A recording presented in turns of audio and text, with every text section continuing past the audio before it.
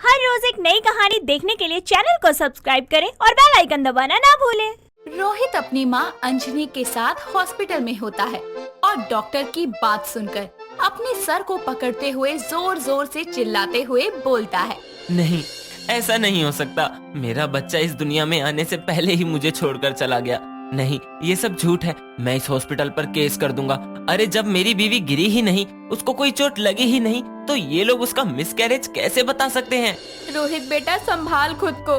भगवान की मर्जी के आगे किसी की नहीं चलती। हे भगवान, आपने ऐसा क्यों किया? कितने खुश थे हम। मेरा छोटा सा परिवार जिसमें कितने समय बाद खुशियाँ आई थी, क्यों उजाड़ दिया? रोहित की माँ अंजनी रोते हुए अपने पुराने वक्त को याद करती है, जब वो अपने बेटे के लिए लड़की देखने गई थी। अंजनी अपने बेटे रोहित के साथ संजना नाम की लड़की के घर जाती है, जहाँ उसके माता पिता उनका स्वागत करते हैं और फिर कुछ देर में संजना नाश्ते की ट्रे लेकर सबके आगे आती है और रोहित उसको देखकर ही उसे पसंद कर लेता है। दोनों के परिवार वाले उनकी शादी तय कर देते हैं और कुछ ही दिनों बाद उन दोनों की शादी पूरे विधि विधान के साथ करवा देती हैं। जिसके बाद अंजनी बड़े ही चाव से अपनी नई बहू संजना का स्वागत करती है और फिर दोनों पति पत्नी अपने कमरे में आराम करने चले जाते हैं। गुजरते वक्त के साथ संजना अपने ससुराल की सारी जिम्मेदारियों को संभाल लेती है। ये देखकर अंजनी बहुत खुश होती है और अपनी बहू से बोलती है, बहू, तूने तो सच में मेरे बेटे और इस घर को बहुत अच्छे से संभाल लिया, लेकिन एक कमी अभी भी खलती है। वो क्या माँ जी? बहू, मुझे दादी बना दे। रोहित की शादी के बाद मेरी यही पहली इच्छा थी कि जल्दी से अपने पोते या पोती का मुंह देखकर चैन की सांस ले सकूं। क्या माँ जी, आप भी ना? संजना शर्मा कर वहाँ से चली जाती है। समय गुजरता है। रोहित अपनी पत्नी को हर खुशी देता है, लेकिन शादी के 9 महीने गुजर चुके थे, पर अभी भी संजना की गोद नहीं भरी थी, जिसके लिए वो परेशान होकर अपने पति से बोलती है, रोहित, हमारी इतनी कोशिशों के बाद भी मेरी गोद नहीं भर रही है। माँ जी मुझसे कितनी उम्मीदें लगाई बैठी हैं। रोज रोज उनका ये उतरा सा चेहरा मुझसे देखा नहीं जाता। भले वो मुझसे कुछ कहती नहीं है, लेकिन मैं जानती हूँ कि वो अंदर ही अंदर कितना तड़प रही है अपने पोते पोतियों को खिलाने के लिए। अरे संजना, तुम इतनी टेंशन क्यों लेती हो? अरे अभी हमारी शादी को समय ही कितना हुआ है और तुम इतनी टेंशन मत लो। समय आने पर माँ की इच्छा जरूर पूरी होगी। रोहित की बात से संजना को हौसला मिलता है और वो सब कुछ भूलकर अपने रोज के कामों में लग जाती है। एक सुबह अंजनी की पड़ोसन सरला उनके घर आकर बोलती है, अंजनी बहन, कैसी हो? बहू आने के बाद से तो तुम दिखती ही नहीं हो। घर रहकर बहू की सेवा का आनंद उठा रही हो ना? अरे सरला बहन, बहू मिली ही इतनी गुणवान है कि उसके घर में रहते घर से बाहर जाने का मन ही नहीं करता। सरला अंजनी से बातें कर ही रही होती है कि तभी संजना उन दोनों के लिए चाय नाश्ता लेकर आती है, जिसके बाद वो ट्रे टेबल पर रखकर वापस चली जाती है। तभी सरला बोलती है, अंजनी बहन, बहू तो सच में बहुत सुंदर है। एक बात तो बताओ, गोद वोद भरी बहू की या नहीं? अरे अभी कहाँ, शादी को समय ही कितना हुआ है। फिर भी बहन, वो विमला जी की बहू ने तो 3 महीने में खुशखबरी दे दी थी, लेकिन शर्मा जी की बहू के 2 साल तक कुछ नहीं हुआ। थक हार के शर्मा जी ने अपने बेटे की दूसरी शादी करवा दी। क्या? अरे पर ये तो गलत है। बहू लाए थे या बच्चा पैदा करने की मशीन, जो बच्चा ना देने पर बहू ही बदल दी?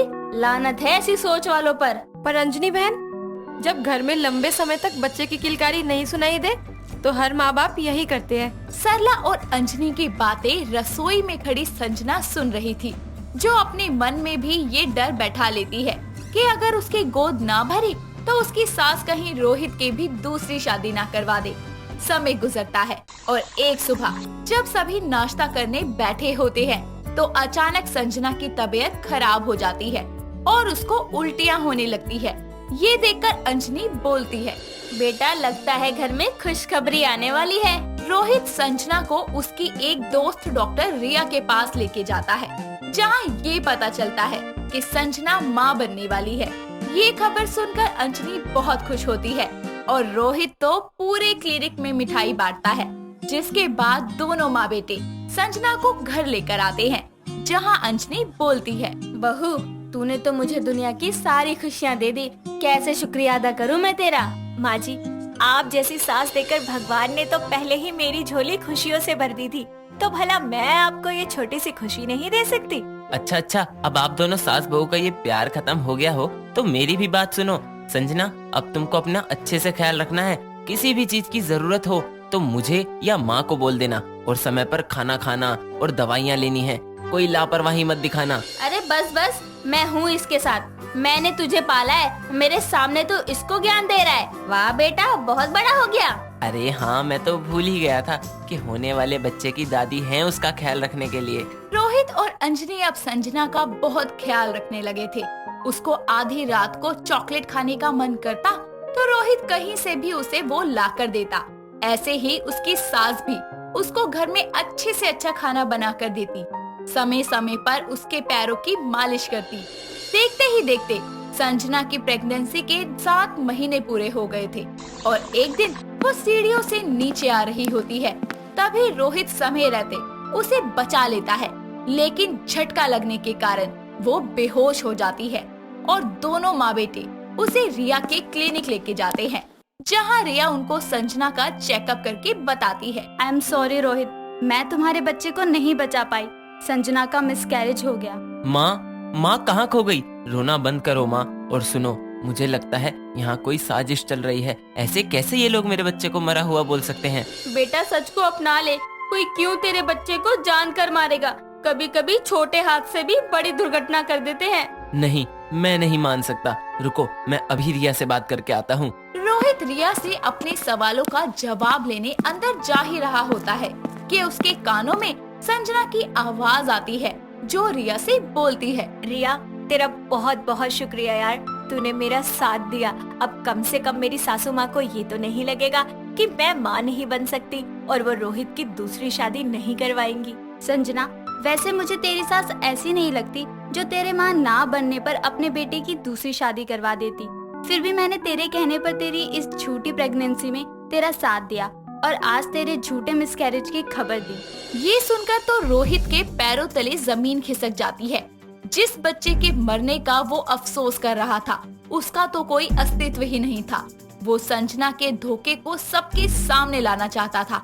इसीलिए क्लिनिक से डिस्चार्ज करवाकर जब दोनों माँ बेटे उसे घर लेकर आते हैं, तब रोहित घर आते ही जोर जोर से तालियां बजाकर संजना से बोलता है। तो मेरी प्यारी बीवी संजना, कैसा लग रहा है तुमको मेरे बच्चे को मारकर? ये आप क्या कह रहे हैं रोहित जी? वो मेरा भी बच्चा था, माँ थी मैं उसकी। आपसे ज्यादा दुख मुझे है उसके जाने का। हाँ रोहित, ये क्या कह रहा है? अरे इसमें बहू का क्या कसूर? तू उस पर क्यों अपनी नाराजगी दिखा रहा है? अरे माँ, आपकी ये बहू एक नंबर की झूठी मक्कार चालसाज है। ये कोई मावा नहीं बनने वाली थी। इसने हमारी भावनाओं का मजाक बनाया है। बस एक नंबर की झूठी है ये, और वैसी ही झूठी थी इसकी प्रेगनेंसी। अंजनी ये बात सुनकर हैरान हो जाती है, जिसके बाद रोहित उसे क्लिनिक का सारा सच बताता है। अपनी बहू के हाथों इतना बड़ा धोखा खाकर वो टूट जाती है। जिस बहू को हमेशा उसने सराखों पर रखा, उसने आज इतना बड़ा धोखा क्यों दिया, ये जानने के लिए वो उससे बोलती है। क्या कमी रह गई थी बहू मेरे प्यार में? मैंने तुझे कभी ताने मारे या कोई जुल्म किया? अरे एक ही इच्छा थी, वो भी दादी बनने की। उसके लिए भी मैंने कभी तेरे पर जोर नहीं डाला, पर फिर भी तुझे इतना बड़ा झूठ बोलने की क्या नौबत आ गई? माँ जी, मुझे माफ कर दीजिए। उस दिन आपकी और सरला आंटी की बातें सुनकर मैं बहुत डर गई थी कि कहीं आप सच में रोहित जी की दूसरी शादी न करवा दें। इसलिए मैंने ये झूठा ड्रामा किया ताकि मिसकैरेज के बाद मुझे थोड़ा टाइम मिल जाए, ताकि मैं आपको सच में खुशखबरी दे सकूं। संजना की बात सुनकर अंजनी समझ जाती है कि उसने ये सब सिर्फ एक डर के कारण किया, इसीलिए वो उसे माफ कर देती है। साथ ही रोहित को भी कुछ समय लगता है संभलने के लिए, लेकिन वो भी संजना को माफ कर देता है, जिसके थोड़े समय बाद उनकी जिंदगी वापस पहले जैसी हो जाती है। और अब की बार संजना सच में माँ बनके उनके परिवार को ये खुशी भी दे देती है। जिया एक बहुत ही सुंदर लड़की थी, जिसमें इतनी ज्यादा फुर्ती थी कि उससे कभी भी कोई भी काम बोलो वो पलक झपकते ही कर दिया करती थी। उसके परिवार में उसकी मम्मी रेखा और पापा अमिताभ थे। ऐसे ही एक दिन वो अपने कॉलेज जाने के लिए रास्ते में होती है और अपने हाथ में पहनी वॉच की तरफ देखती है जिससे उसे पता चलता है कि वो लेट हो रही है और वो तेजी से भागने लगती है। अपने कॉलेज के गेट पर पहुंचकर वो नॉर्मल चलती है और तभी उसकी फ्रेंड सोनिया उसके सामने आती है और बोलती है, हाय जिया, कैसी है? मैं तो बढ़िया, तू सुना? मैं ठीक हूँ। चल जल्दी, लेक्चर का टाइम हो गया।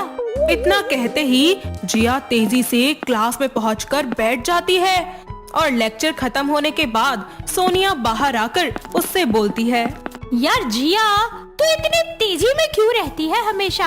यार तू ना 4G की स्पीड से काम करती है हमेशा। तू नॉर्मल लोगों की तरह नॉर्मल नहीं रह सकती क्या? अच्छा ठीक है यार, मैं ध्यान रखूंगी आगे से। वैसे एक बात कहूँ? हाँ बोल। तेरा नाम जिया नहीं बल्कि 4G होना चाहिए। वैसे बात तो सही कही तूने। चल कैंटीन चलते हैं और अपना फेवरेट सैंडविच खाते हैं। दोनों कैंटीन में बैठकर अपनी फेवरेट सैंडविच खाना शुरू कर देती है, मगर सोनिया तो सिर्फ एक बाइट ही खाती है। तो इतने में झट से जिया पूरी प्लेट साफ कर जाती है और सोनिया उसे हैरानी से देखते हुए बोलती है, यार कैसी लड़की है तू? मैंने अभी तक 2 बाइट भी नहीं खाई और तू पूरा का पूरा सफा चट कर गई। सॉरी यार, तू तो मेरी स्पीड जानती है ना, और वैसे भी मुझे भूख लगी थी तो मैंने फटाफट से खा लिया। ज्यादा मत बन वरना एक रैप्टा लगा दूंगी तेरी 4G की स्पीड ना खाने में भी चल पड़ी है। क्या करूं ओ सानिया, मैं हूँ आदत से मजबूर। चल यार घर चलते हैं हम। जिया उसे अलविदा कहकर वापस अपने घर पहुंचती है कि तभी उसकी मम्मी उसके पास आकर बोलती है, अरे बेटा, कैसा गया तेरा आज का दिन? अरे माँ बस पूछो मत, आज तो मेरी हालत तंग हो गई भाग भाग के। मेरे सामने ऐसे तो बोल मत, लेकिन मैं अच्छे से समझ गई कि तू बहुत थक चुकी है। हाँ माँ, भूख तो बड़ी तेज लगी है, कुछ अच्छा सा खिला दो। अच्छा जा और जाकर फ्रेश हो जाए, तब तक मैं तेरे लिए आलू के पराठे बना देती हूँ। ओके माँ। इतना कहकर जिया चली जाती है और रेखा रसोई में जाकर गैस ऑन कर देती है। इतने में ही जिया वापस आ जाती है और बोलती है, माँ मैं फ्रेश हो गई, जल्दी से खाना दे दो। अरे अभी 1 मिनट भी नहीं हुआ और इतनी जल्दी नहा ली तू? अरे माँ, मैं 4G की स्पीड से काम करती हूँ। अरे अभी तो मैंने कुछ बनाना शुरू भी नहीं किया। अरे कोई बात नहीं माँ, एक काम करो, आप बैठो, मैं बनाती हूँ आलू के पराठे। अरे नहीं जिया बेटा, मैं खुद कर लूंगी। तू थक गई होगी ना, जा जाकर आराम कर। नहीं माँ, मैं सब कर लूंगी, 2 मिनट दो बस मुझे। जिया रसोई में जाती है और आलू के पराठे बनाने लगती है और उसे प्लेट में रखकर जल्दी से अपनी माँ के सामने सर्व कर देती है। अरे तू इतनी जल्दी कैसे बनाकर ले आई? अभी तो गई थी, कहीं कच्चे बनाकर तो नहीं ले आई ना? पहले आप खाकर तो देखो। अरे हाँ जिया, पराठे तो बिल्कुल परफेक्ट बने हैं, कहीं से कच्चे भी नहीं है। अरे देख तो तेरे पापा भी आ गए, चल उनके लिए फटाफट से चाय बना दे। ओके माँ, अभी लाती हूँ। आ गए आप? नहीं, मैं नहीं, मेरा भूत आया है। हद है, कैसी बातें करती हो तुम? ओहो, अगर ऐसा पूछ भी लिया तो क्या हो गया? अच्छा छोड़ो, जिया कहाँ है? ये लो पापा, गर्मा गर्म चाय। हमारी बेटी कितनी तेजी से काम करती है। वक्त गुजरता जाता है। रेखा और अमिताभ अपनी बेटी के लिए रिश्ते देखने लगते हैं और उनमें से उन्हें एक युवी नाम का लड़का बहुत ही सुंदर और होशियार सा लगता है और वो उसे पसंद कर लेते हैं। जिसके बाद अगले दिन उस लड़के की मम्मी चंद्रकला को वो लोग अपने घर बुलाते हैं। आइए आइए बैठिए। जी जरूर, और बताइए कैसे हैं आप लोग? जी हम ठीक है, आप सुनाइए। हम भी सही हैं। अरे जरा हमें हमारी बहू तो दिखा दीजिए, मेरा मतलब है लड़की दिखा दीजिए ना। रेखा जिया को तैयार करके नीचे ले आती है और जिया को युवी के साथ बिठा देती है। जिसके बाद सभी एक दूसरे से बातें करने लगते हैं और लड़का लड़की के खूब जानने पहचानने के बाद दोनों परिवार वाले रिश्ते को पक्का कर देते हैं। उन दोनों की शादी भी अगले हफ्ते ही बड़ी धूमधाम से करवा देते हैं। जिया अपने ससुराल का सारा काम पलक झपकते ही कर लिया करती थी। ऐसे ही एक दिन उसकी सास उसे बहुत सारे पापड़ बनाने को बोलती है। बहुत सारे पापड़ ना बड़े ध्यान से सुखाइयो, टूटे ना एक भी, ठीक है? थोड़ी देर लगेगी लेकिन अच्छे से कर लियो। कोई नहीं माँ जी, मैं कर लूंगी। अभी अभी तो ब्याह होकर आई है तू, कुछ ही दिन तो हुए हैं। ऐसा करती हूँ मैं भी तेरी मदद करवा देती हूँ, और अभी घर भी तो साफ करना है ना। माँ जी आप बस अपनी चाय की चुस्कियाँ लीजिए, तब तक मैं सारे काम कर दूंगी। अरे अरे जीती रहे मेरी बहू। जिया जाकर सारा काम जल्दी से कर लेती है। वो सारे के सारे पापड़ बना देती है, सारे कपड़े सुखा देती है, सभी के लिए खाना भी बना लेती है और पूरे घर की सफाई भी कर लेती है। ऐसे ही पूरा घर चमकता ही रहता है। काम खत्म करने के बाद जिया अपनी सास के पास आकर उनसे कहती है, माँ जी मैंने सारा काम कर लिया, कपड़े भी सुखा दिए, खाना भी बना दिया और पापड़ भी। आपको खाने हैं तो आ जाइए। क्या तूने सारा काम कर दिया? बहू तू झूठ बोल रही है ना, क्योंकि कम से कम 4 घंटे तो तुझे जरूर लगते सारा काम खत्म करने में। तू झूठ बोल रही है ना, सच बोल। लेकिन माँ जी मैंने तो जल्दी जल्दी खत्म कर लिया, आप चाहे तो देख लीजिए। तभी वहाँ पर यूवी आता है और बोलता है, अरे यार आज तो मैं बहुत लेट हो गया, जल्दी से मेरा लंच दो, पता नहीं कैसे पहुंचूंगा ऑफिस। जिया यूवी की बात सुनकर 4G की स्पीड से भागते हुए रसोई में से उसको टिफिन ला कर देती है। अरे यूवी जी इसमें परेशान होने वाली क्या बात है, मैं हूँ ना, मैं छोड़ कर आती हूँ आपको ऑफिस। जिया यूवी को उसकी बाइक के पीछे बिठाती है और खुद इतनी तेज स्पीड में बाइक चलाती है कि हवा को चीरते हुए वो आगे निकलकर उसकी बाइक के साथ उसे ऑफिस ड्रॉप कर देती है। वाह जिया, तुम कितनी जल्दी से मुझे ऑफिस ले आई। तुम्हें बाइक भी चलानी आती है? हाँ जी, मैंने कॉलेज टाइम में चलानी सीखी थी। इस सब के बाद जिया घर वापस पहुंचती है और रसोई में अपना कुछ काम कर रही होती है कि तभी उसकी नजर खिड़की के बाहर सामने वाले घर में लगी भयंकर आग पर जाती है। वहाँ से बहुत ही ज्यादा रोने और चिल्लाने की आवाजें आ रही होती है। इतना ही नहीं, वहाँ पर तो कोई फायर ब्रिगेड भी नहीं होता।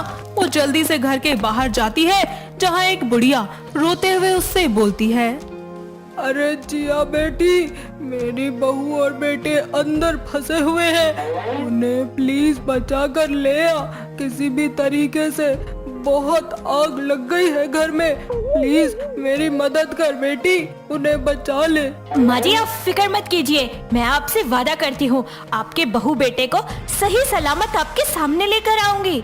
जिया कंबल ओढ़कर उस भयंकर आग में कूद जाती है और वो उस बुढ़िया के बहू और बेटे को ढूंढ लेती है, जिसके बाद अपनी 4G की स्पीड से सबसे पहले तो वो उस बहू को बाहर लाती है और फिर उसके बेटे को। इतने में वो बुढ़िया जिया का हाथ जोड़कर शुक्रिया अदा करने लगती है, साथ ही उसकी सास के आगे भी उसकी बहुत तारीफें करती है। ऐसा सुनकर चंद्रकला की छाती गर्व से फूल जाती है और घर जाकर चंद्रकला यूवी को ये सारी बातें बताती है और जिया को उसकी 4G स्पीड की वजह से पुलिस वालों की तरफ से 2 लोगों की जान बचाने के लिए पुरस्कार भी दिया जाता है। और इतना सब होने के बाद जिया अपने परिवार और अपने पति के साथ में खुशी खुशी रहने लगती है। दोस्तों अगर आपको ये कहानी पसंद आई तो इसे लाइक करें, शेयर करें और कमेंट करके बताएं कि कहानी में आपको सबसे अच्छा क्या लगा।